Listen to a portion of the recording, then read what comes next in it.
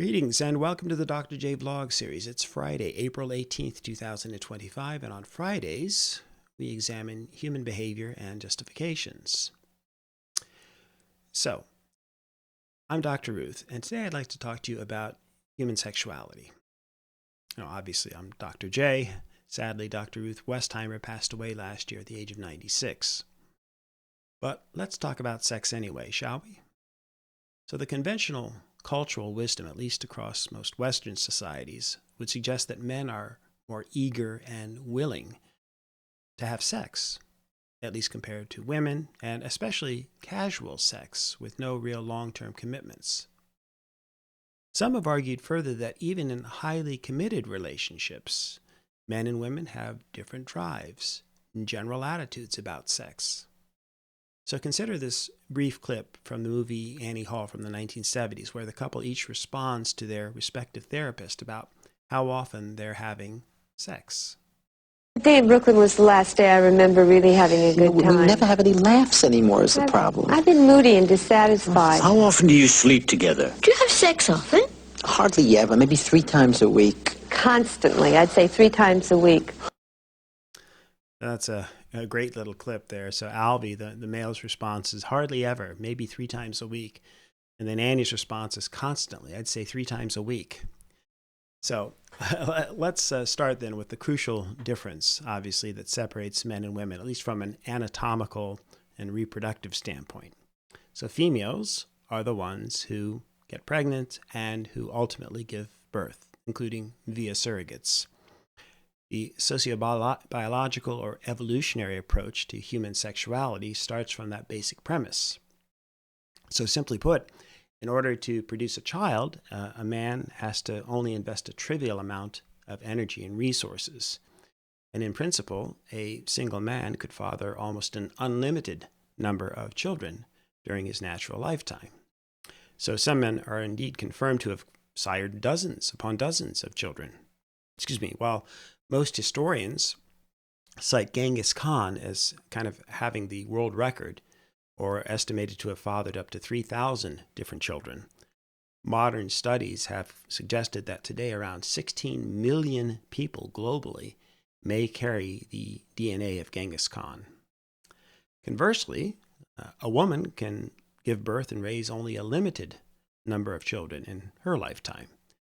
Each pregnancy involves tremendous costs compared to men, especially from a health and even a survival standpoint. Her remarkable investment, then, implies that she has a profound interest to ensure that these few children she does conceive will survive. According to our imperfect historical records, a Russian woman by the name of Valentina Valizieva holds the world record for bearing the most children. She allegedly gave birth to 69 kids, including 16 pairs of twins, 7 sets of triplets, and 4 sets of quadruplets between 1725 and 1765.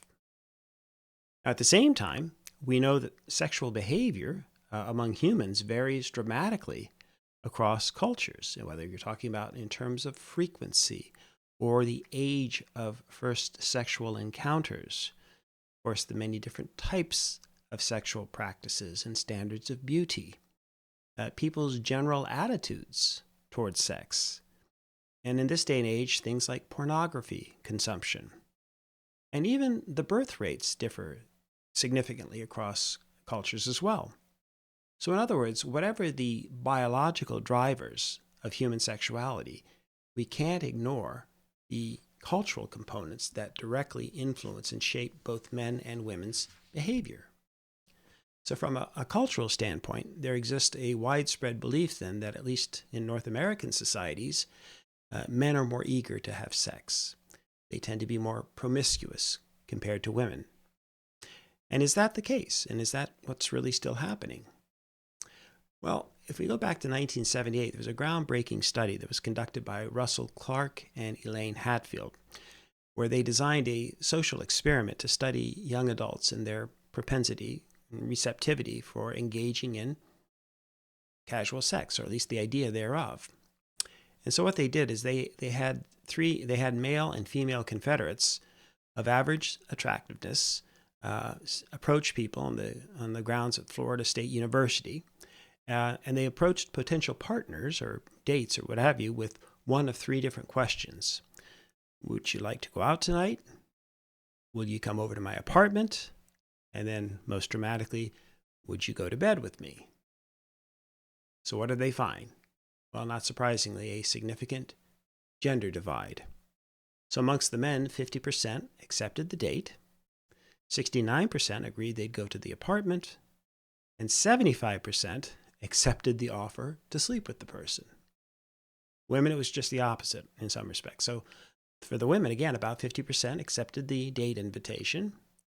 Only 6% agreed to go back to the apartment, and none agreed to sleeping with the person. And so they then replicated the research again in 1982, and the results were almost identical. So again, roughly half of either sex agreed to a date. Also, 2/3 of the men agreed to go back to the apartment. Similar number also agreed to sleep with the person. Amongst the women, the rates were, again, very different.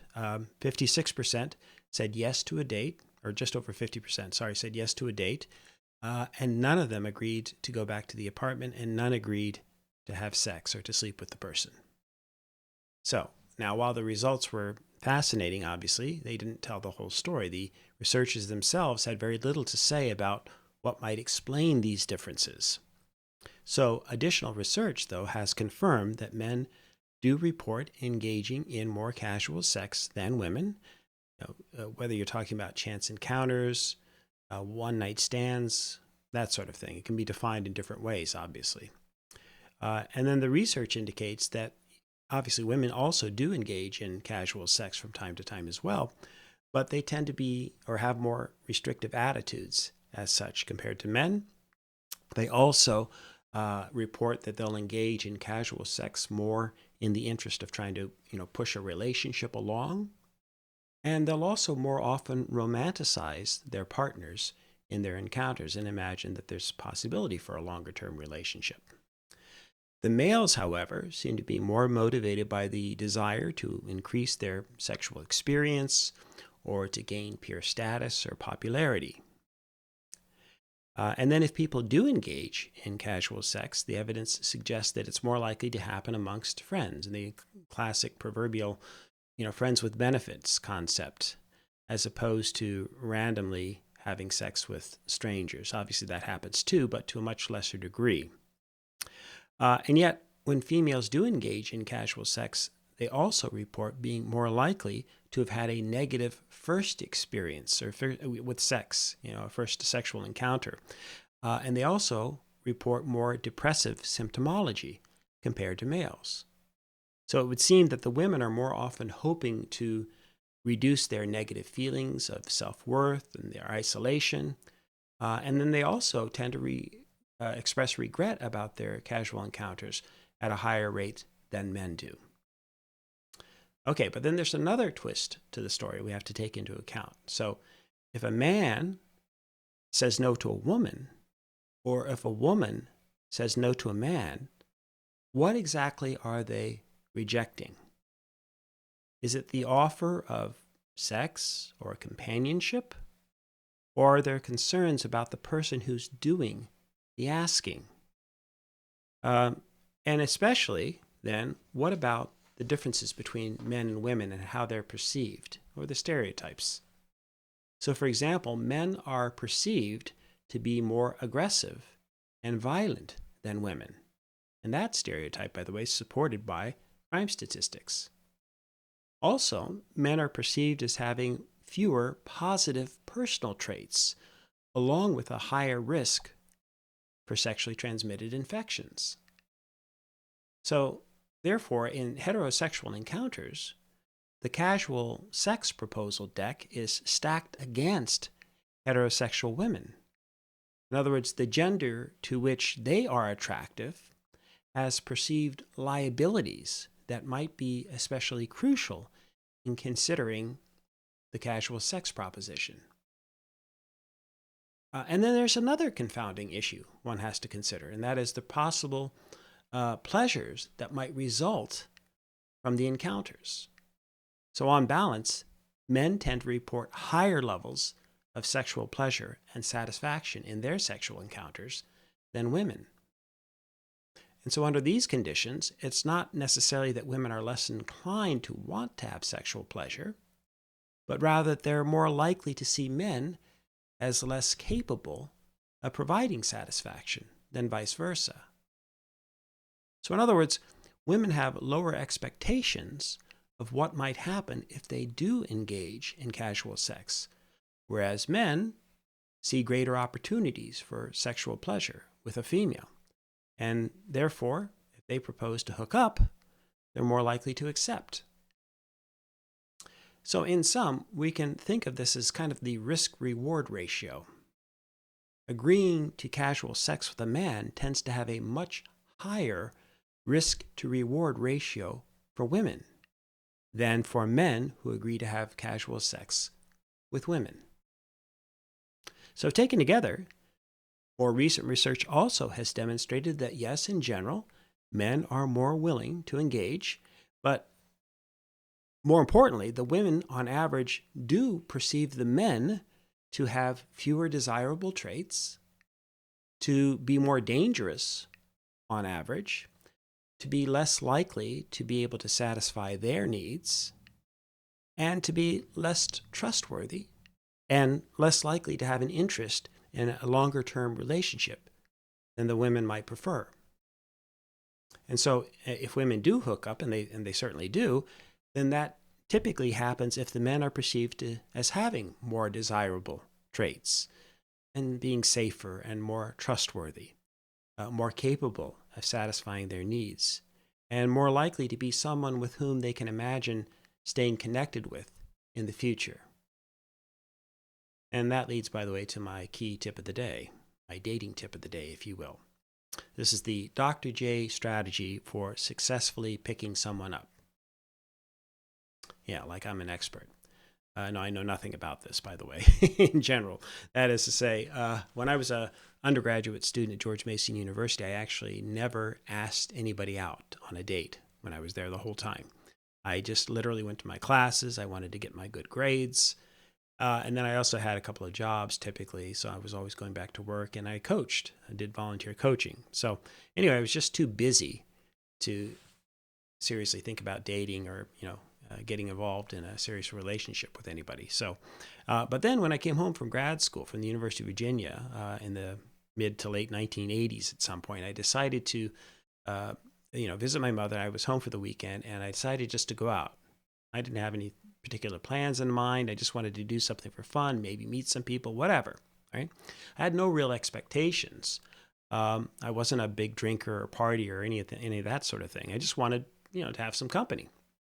So the problem was, though, this wasn't really my lifestyle, okay? So I didn't really have much experience in terms of the bar scene or whatever.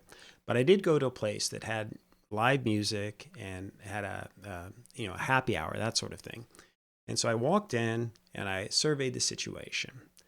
And a woman who was standing with another woman at a little table, a stand-up table, caught my eye. And so I remember thinking to myself, wow, she's attractive. What should I do? I had that internal conversation, right? But what should my opening line be? How do I meet this person? Think, Joe, think, right? So I really didn't have much of a clue. Again, I was sort of out of my element, and I was never a playa.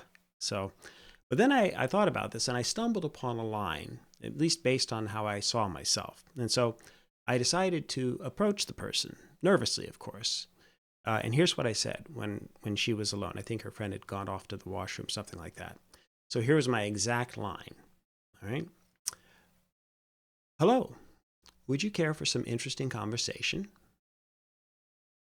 And I remember vividly how she responded. She sort of turned her head up and she smiled and she said, well, yes, I would. So I was thinking, oh, wow, that wasn't too hard. But basically, I wasn't wealthy, obviously. I wasn't wearing a Rolex. I didn't have a Mercedes or anything like that. I just drew upon the one thing that I thought I could offer, right? And that would be some intelligent conversation. Of course, then I had to try to deliver on that request, but that was relatively easy. So for me, that was, again, far easier than just fabricating a Mercedes that I didn't have or flashing a wad of money that was non-existent. Okay. All right. So to conclude then, I just want to make 3 more points in today's vlog. So yes, first of all, men probably are more like dogs and women are probably more like cats in some ways. But that said, at some level, both in general definitely want to have some kind of companionship. And in fact, the social experiments suggest that if you just simply ask somebody out randomly for a date, even a stranger, there's about a 50-50 chance that they'll agree, regardless of gender. So that's good news. You're wondering, flip a coin, give it a try, right? And if that person says no, go to the next person. Again, 50-50 chance they'll say yes. That's just for going out. Second, while men and women alike obviously can ask each other out these days, you have to bear in mind that there are some gender differences. So my advice really is directed more at men. That is to be aware that you're the folks that need to work harder at proving yourself as being, decent, safe, and trustworthy. I'm not suggesting that men are all manipulative sociopaths. Some are, obviously. But if you really do have an interest in establishing some kind of a positive friendship or going out with somebody, then you have to demonstrate the worthier qualities that you possess. And then the benefits will follow. Again, women will have to do that as well. But it appears to be more readily transparent or readily easier for women to do that compared to men, at least based on the stereotypes. And then finally, we have to face the reality in this day and age that we as human beings are driven far more by our cultural scripts and aspirations than by our evolutionary needs. What do I mean? In other words, in the 21st century, we're much more likely to want to have no children than ever before. Okay? In other words, recent research in both Canada and the United States has found that amongst people under the age of 50, at least 1 in 3 doesn't plan to have any kids. Some studies place the figures even higher, especially in the US. And indeed, the total fertility rates in both countries are at all-time lows. Less than 1.3 births per woman in Canada and just under 1.6 births per female in the US. And so these figures, of course, are well below the standard replacement rates of 2.1, which means our populations would be shrinking and quite dramatically over time, except for the fact that we have immigration. So that keeps our numbers up in both countries. So there's a clear cultural override at work here. Humans are, of course, still having sex, but procreation doesn't seem to be the prime directive any longer. And studies show that people are having less sex these days than in the past as well, for a variety of cultural and technological reasons. We used to tell our children that if they're going to have sex, to practice safe sex. And now we're encouraging them to just please have sex. In our case, with 5 adult males aged 29 to 35, and all of whom have partners, and we have no grandchildren, we're just telling our children, please have babies. Just one. Any of you. Anyway, that's another story for another day. So the fact is that we really do have much more choice these days and many more choices with respect to human sexuality than ever before in human history. And I'd argue that culture and technology have evolved much more rapidly than we have biologically as a species. And so we'll look at the implications of these trends, including the digital and AI revolutions, in future vlogs. For now, may you and yours continue to create peace in your lives, nurture love in your hearts, and dole out hugs in abundance. And remember, if you're hoping to meet someone this weekend, try my line. Hey, Would you care for some intelligent conversation? It's not a bad line. And think about it. What if they say no? No, I really wouldn't want some intelligent conversation. If that's their response, is that somebody that you really want to get to know? All right. Bye for now. We'll see you soon.